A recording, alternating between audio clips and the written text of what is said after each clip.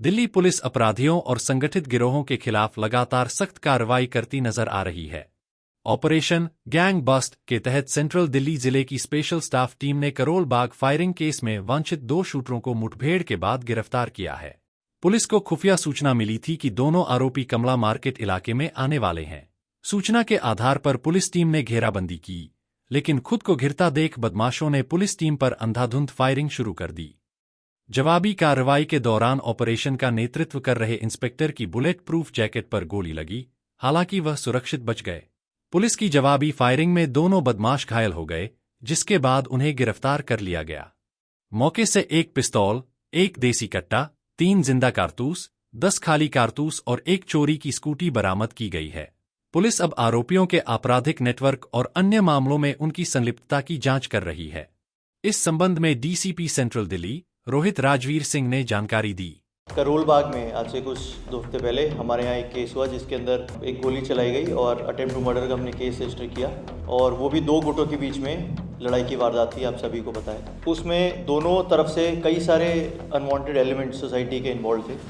तो rather than taking it as an individual case जिसके अंदर XYZ अटैक ABC, हमने दोनों ग्रुप्स को टारगेट करना शुरू किया।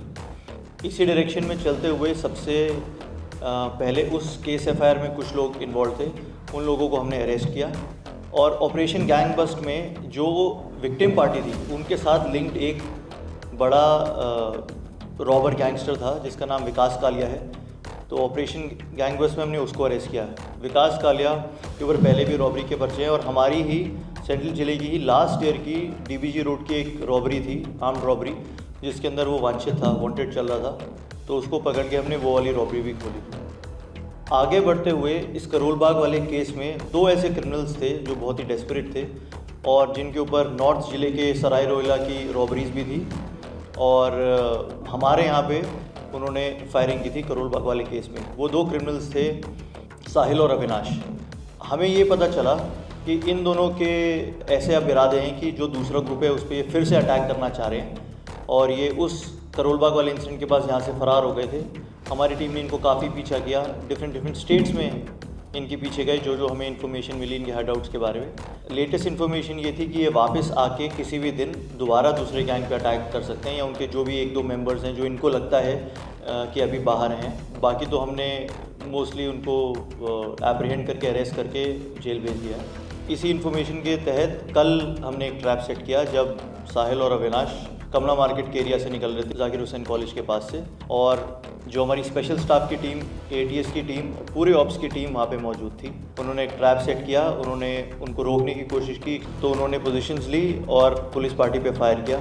जवाबी कार्रवाई में हमारी पुलिस पार्टी ने भी उन पर फायर किया। दोनों के पैरों पे गोली लगी है। जब वो इंजर्ड हो गए तो उसके बाद दोनों को नियर बाय हॉस्पिटल शिफ्ट किया गया, और अब आगे की इंटरोगेशन जारी है। इनसे हमें एक कंट्री मेड वेपन, एक इटालियन मेड पिस्टल और कई सारे लाइव राउंड्स मिले हैं। जिस स्कूटी पे आए थे बाद में पता चला कि मालवीय नगर से वो स्कूटी भी चोरी है। इस पूरे ऑपरेशन को हमारे एडिशनल DCP ऋषि और एडिशनल DCP प्रशांत, खासकर प्रशांत ने सुपरवाइज किया। इसी क्रम में दिल्ली पुलिस क्राइम ब्रांच ने नकली मोबाइल एक्सेसरीज बनाने और बेचने वाले एक बड़े संगठित गिरोह का भी भंडाफोड़ किया है। एंटी गैंगस्टर स्क्वाड की कार्रवाई में ओप्पो, OnePlus और Realme जैसे बड़े ब्रांड्स के नकली उत्पाद तैयार करने, पैकेजिंग करने और बाजार में बेचने वाले रैकेट का खुलासा हुआ है। कार्रवाई के दौरान करोल बाग स्थित 2 पैकेजिंग गोदामों को सील किया गया, जबकि मोती नगर में चल रही अवैध प्रिंटिंग फैक्ट्री का भी पर्दाफाश हुआ। पुलिस ने मौके से 10,000 से अधिक नकली मोबाइल एक्सेसरीज और फर्जी ब्रांडिंग में इस्तेमाल होने वाली 8 मशीनें जब्त की हैं। पुलिस ने इस मामले में 2 आरोपियों को गिरफ्तार किया है। शुरुआती जांच में सामने आया है कि नकली उत्पाद चीन से आयात किए जाते थे और उन्हें ओरिजिनल व ड्यूटी फ्री बताकर बाजार में बेचा जा रहा था। दिल्ली पुलिस अब इस नेटवर्क से जुड़े अन्य लोगों और सप्लाई चेन की जांच में जुटी हुई है।